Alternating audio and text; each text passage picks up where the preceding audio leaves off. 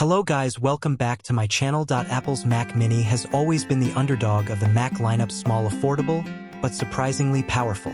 With the M4 Mac Mini just hitting shelves, leaks are already pointing toward the M5 Mac Mini, and trust me, this one could be Apple's biggest leap yet. From upgraded chips and AI power to smarter storage and a pro model designed for creators, today we're breaking down the top 10 features of the M5 Mac Mini you need to know. And wait until you hear the last one, it could change the way Apple thinks about desktops forever. 1. M5 chip architecture, smaller, faster, smarter. The heart of the M5 Mac Mini will be Apple's next generation M5 chip built on a 3nm or smaller fabrication process. This matters because a smaller node size means more transistors packed into the same space, translating into higher performance, lower power consumption, and better thermal efficiency.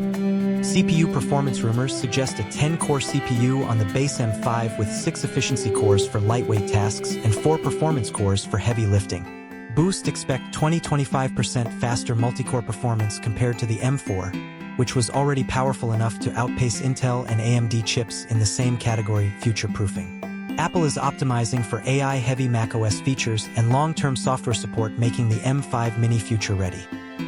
More GPU power. Creators and gamers, take note, the GPU is getting a big upgrade with the M5. While the M4 Mac Mini featured up to 10 GPU cores, the M5 is rumored to jump to 12 cores or more in the base version.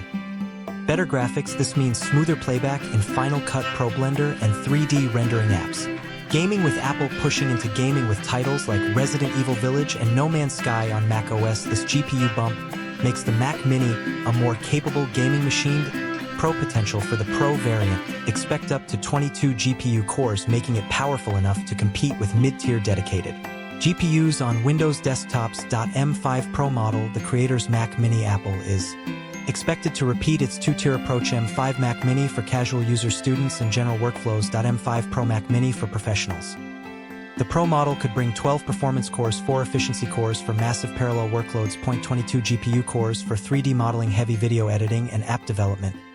Better cooling systems, ensuring performance doesn't throttle. This makes the Pro Mini a budget-friendly alternative to the Mac Studio for creators who don't want to spend $2,000 plus higher baseline. Storage: finally, goodbye 256GB. One of the biggest complaints about Apple's Macs has always been low baseline storage. In 2024, Apple finally ditched 8GB RAM, but storage still started at 256GB, which fills up too fast for most users. For the M5, leaks suggest 512GB SSD will be the new baseline. This gives users enough room for apps, video projects, and system updates without running out of space in the first few months. Higher-end models may scale up to 2TB SSD, giving creators flexibility. Bigger RAM configurations: more breathing room. RAM is another area where Apple is making improvements. Baseline 16GB RAM is expected, keeping even the entry model powerful enough for multitasking. Upgrade options could include 24GB, 48GB, and 64GB RAM, with whispers of 96GB for Pro models. This extra RAM makes a huge difference for developers running multiple simulators, creators working with 4K, 8K video editing timelines. Pro users running machine learning workloads. AI and machine learning boosts Apple's Neural Engine. Apple is heavily investing in on-device AI. The M5 chip is expected to include a much more powerful Neural Engine boosting AI processing directly on the Mac. This means apps like Final Cut, Logic Pro, and Xcode could use AI for editing assistance, smart audio cleanup, or automatic coding suggestions. System-level AI: future versions of macOS may include AI-powered Spotlight search, smarter multitasking, and live language translations. Same compact design: if it ain't broke, the Mac Mini just got its first major redesign in over 10 years, with the M4 generation shrinking the size by almost 50%. Expect Apple to reuse the same chassis for the M5. It's compact, sleek, minimalist, and perfect for desktop studios and living rooms.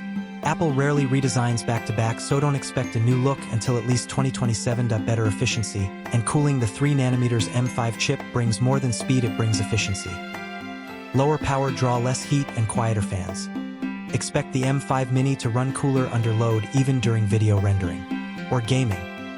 The Pro version may include enhanced cooling, possibly with dual fans or vapor chamber tech to maintain sustained performance.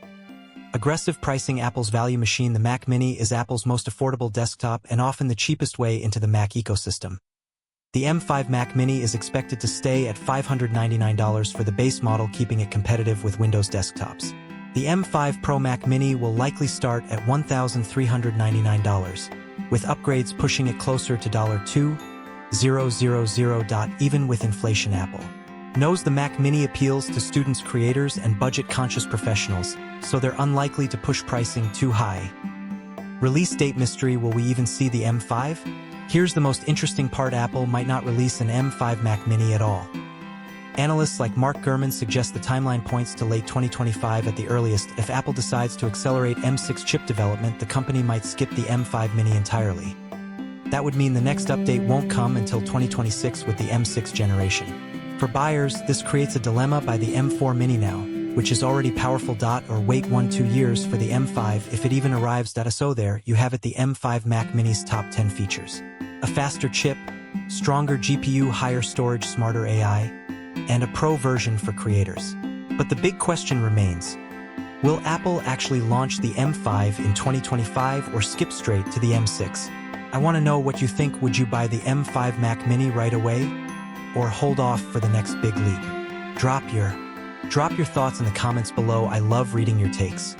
And if you enjoyed this deep dive, make sure to hit that like button, subscribe, and turn on notifications so you don't miss the latest Apple leaks, rumors, and in-depth breakdowns. Thanks for watching, and I'll see you in the next one.